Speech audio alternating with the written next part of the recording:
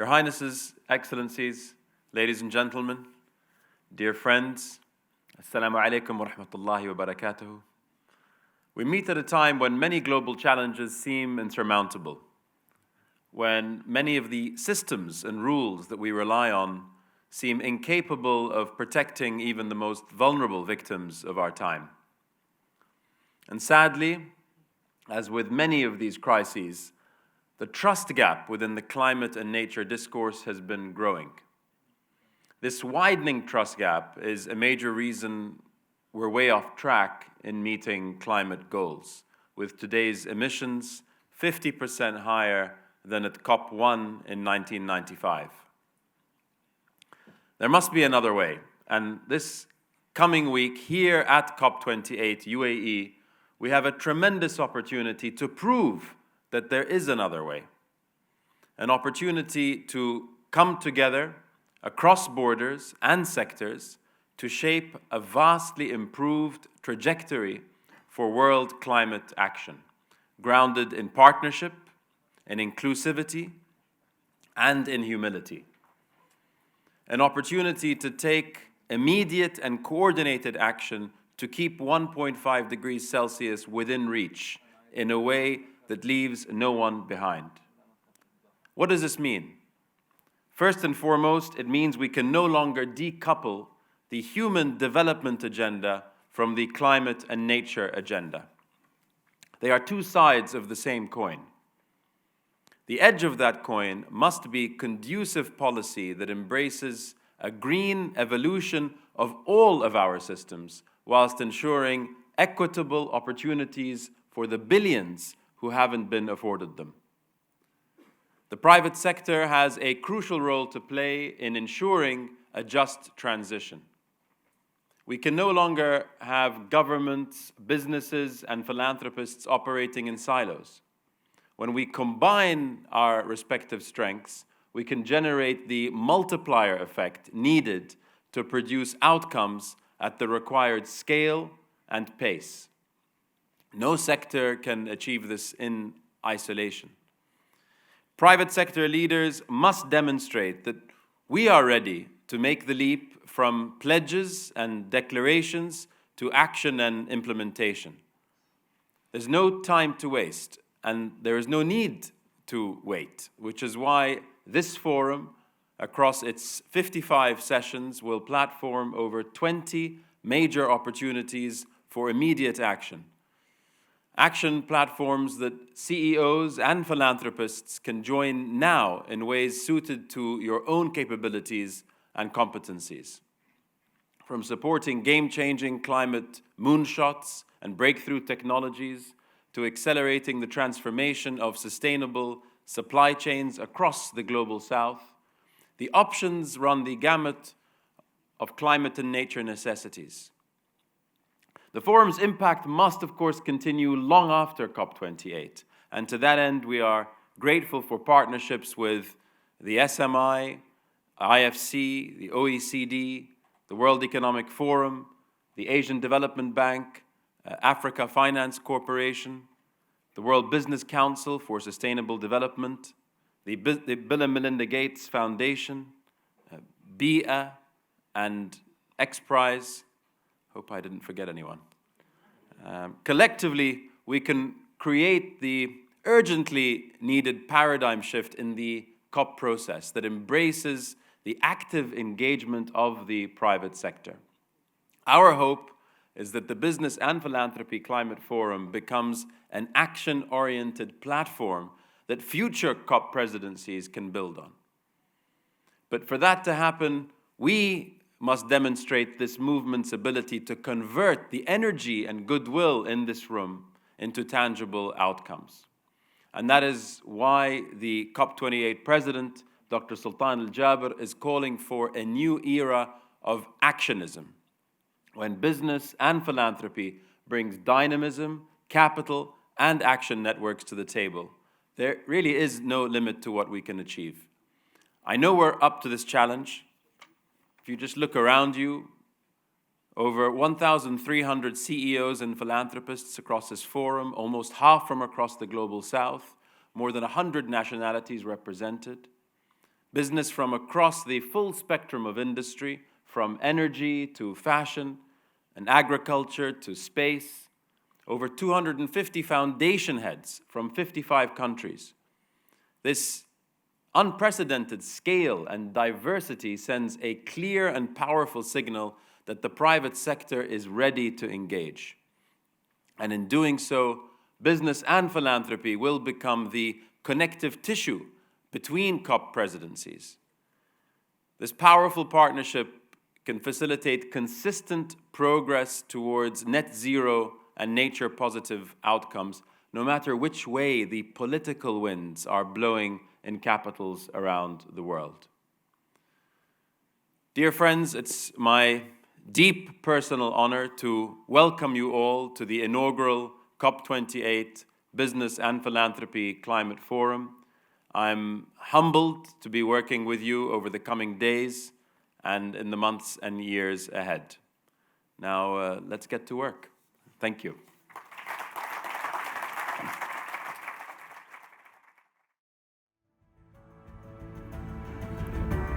Good morning, and you've made me hear it of my kids be introduced by Bear, so that's works.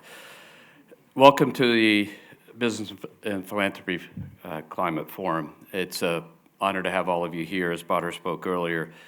And we firmly believe in working with Badr to help pull all this together, that the COP28 Forum is a unique opportunity to bring together all segments that have to do the work here, the public sector, the private sector, the philanthropic sector, the NGO sector. And we believe it's time to keep pushing everybody and pushing those so we can move faster, do more, and as Dr. Sultan says, a new era of activism. Over the next 2 days, we're going to focus on accelerating solutions. It's time to do and not talk. We're going to focus on having bolder results for climate and nature. Part of the mission of this forum will be to bridge the gap between that ambition, which has been resident and continues to form, but more importantly, bridge that gap from that ambition to action, and that's what we need to do. We have to foster transformative, inclusive climate initiatives that are just for all, but lead to that sustainable future. So I'm here as my honor to be the chair of the Sustainable Markets Initiative. That is an effort that was started by King Charles III in his prior role as Prince Charles. What is it? It's 250 CEOs that came together as a volunteer coalition of the willing across all industries to try to drive faster change over the last 5 years. Those CEOs have worked tirelessly, meetings, their teammates dedicated to it, working hard to make this change happen. There are 500, the Terra Carta is also part of this initiative. There are 500 signatories to that, and that's the King's North Star as to what we need to do for the planet. We've established many different operating principles, white papers, and things like that, but more importantly, we're doing things, making investments and driving change. All that's done with a shared mission that we believe that the private sector is a piece that actually has to make this happen. This is a business challenge. This is an operational challenge. And the private sector has to bring its talent, its innovation, its capabilities, and frankly, its money to make it happen. You've heard from Badr, and you're going to hear from Baroness Scotland, who I've had the pleasure of working with the Commonwealth under His Majesty's leadership across the last 5 years. They've worked together with the SMI in various ways across the last 4 or 5 years, helping us drive it.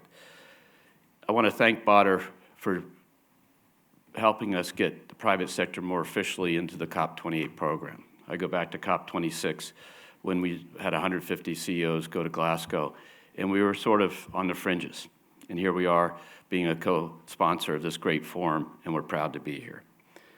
So when you think about the role of SMI, it's here to get these CEOs to help drive all the other issues, amplify them, amplify the philanthropic capital, the concessional capital, and all those things. Because frankly, the public sector can't do this alone. They don't have the money, they don't have the talent that's in this room that's represented by all of you. So here we are, we got 48 hours to get to work. Let's take action, let's make progress. Thank you for being here.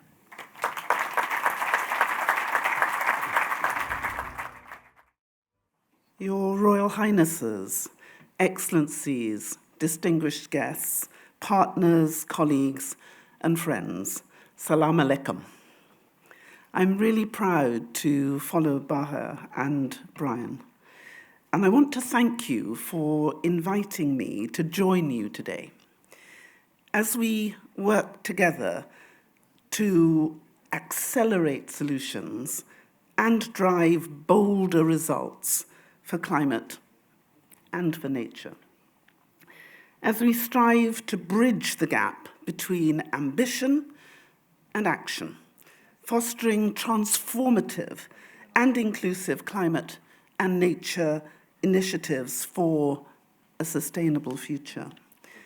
And may I say how pleased I am that the Sustainable Markets Initiatives are at the heart of these discussions. I have been an advocate for the initiative since its inception. And I think we all share the aspirations His Majesty King Charles III gave life to through this initiative. And as Secretary General of the Commonwealth of Nations, I am totally committed to advancing its goals across the Commonwealth family he now heads. I applaud all of you for being here, especially for your willingness to dig deep as a critical moment of crisis. With your expertise, with your commitment, and with your capital, you are able to mobilize. You do not need me to rehearse the arguments for you. You know the climate change and ecological breakdown have put our planet under unique and extraordinary pressure. Across every region of the Commonwealth, and indeed our world, fertile lands turn to dust. Wells run dry. Storms and floods overwhelm communities, and the ocean rises. The natural system that we rely on for life and livelihood are damaged, unraveling, and endangered. Yet, as the challenge intensifies, as the global stocktake at this COP lays bare, despite all the efforts which are being made around the world, we are losing ground. And the gap between where we are and where we need to be is widening, whilst the window for action continues to narrow. So we face the grim reality of a descending spiral where the consequences of the crisis draw focus and resources from tackling its causes, leading to higher temperatures and ecological loss, which then create more severe consequences, diverting even more attention and resources. The idea that the private sector is peripheral to such a profound crisis cannot be more misguided. The private sector is exposed to the impacts, and it is central to the solution, not just through the provision of capital, but through your capacity to innovate for and influence almost everyone on Earth. On climate finance, for example, to address the impacts of climate change and meet ambitions and ambitious targets to reduce carbon emissions to net zero, we will need an estimated $4 trillion each year to 2030. This includes unprecedented investment for the deployment of technological to speed the energy transition. Yet climate finance flows in 2021 reached around $630 billion, just a sixth of what is required. We cannot fill this gap without the private sector. And we cannot access the talent, the technology, the intellectual property, and the innovative spirit we need without the private sector. Accessing the right private sector support, that unrivaled potential to unlock transformational investment, mitigation, and adaptation, especially for small, vulnerable, and developing countries. We need to work together to create the right environment to enable these investments, dealing with the upfront costs, long time horizons, and absence of data, which are sometimes can make all the difference. And it's what we need today. It may seem and make them seem too risky. And we can prime the pump, not only through targeted public investments, but through the scalable, action-oriented efforts which the Commonwealth offers. Around a third of humanity calls the Commonwealth home. We are 2.5 billion people in 56 countries, stretching across 5 continents and 6 basins of our one shared ocean. And we have developed and developing economies, some of the largest countries in the world and some of the smallest island states and landlocked states. 23% of the world's land area is in our Commonwealth. And the Commonwealth countries are stewards of more than 1/3 of the global ocean under national jurisdiction. In short, while we are part of the world, our social, economic, political, environmental characteristics make us a snapshot of the whole. And we have a history of unique and strident environmental leadership, not least through the successive resolutions of our Commonwealth leaders, who are calling for global action as far back as 1989, before this process for international climate negotiations even existed. And our member states are at the crosshairs of the climate crisis. But our collective capacity enables us to pioneer solutions and make them work, both for our member states and as a proving ground for the entire world. Because if it works for and in the Commonwealth, it can work everywhere. So I am here to ask you to work with us, because our capacity to make a difference in the real world right now is real, because of our ability to scale solutions so they work for everyone, everywhere, and because of the quality of the work we are already doing. You all know how challenging it is for countries to access capital, to develop, test, and implement life-giving projects. So much of our work is focused on breaking this barrier. Our Climate Finance Access Hub has helped unlock more than $322 million in vital finance for the most vulnerable countries who would otherwise struggle to access it. And we've got $500 million worth of projects in the pipeline.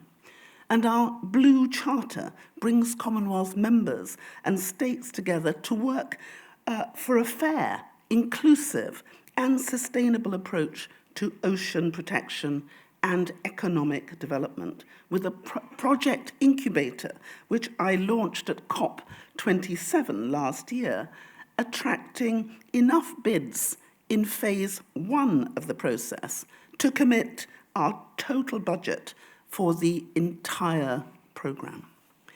In both cases, climate finance and ocean action, we have achieved this with a tiny amount of upfront investment to build the systems which can support our member states and stretch every dollar.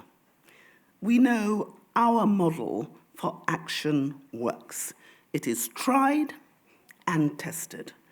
And with more investment, deeper partnerships, we can replicate and scale its impact exponentially. And I believe that you are here because you are searching for the right commitments to make, the right institutions to align with, and the right projects to invest in. So I hope you will come to use us not only as your friend and ally, but as your partner of choice as you advance your own work. The Commonwealth is here with projects ready to go and to scale up, which are already delivering real results in the world right now, and which can help to build the world we all seek, rooted in the values we all share, in the face of a challenge which can only be overcome if we work together. And I want to thank every single person in this room. I thank you for what you have already done. I thank you for what you're doing now. But my biggest thanks is to what you will do as a result of being here that you would not have done if you hadn't come. And I ask God to bless every single one of you, that he gives you the courage, the strength, and the power to be the difference we need to see in this world.